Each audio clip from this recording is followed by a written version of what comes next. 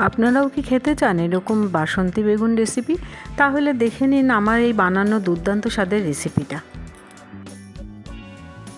এর জন্য প্রথমে বেগুনগুলোকে ফালা ফালা করে কেটে নিয়ে এর মধ্যে একে একে হলুদ, লবণ, চিনি দিয়ে কিছুক্ষণ মেখে রেখে দেব। চাইলে আপনারা এভাবে কেটে নিতে পারেন।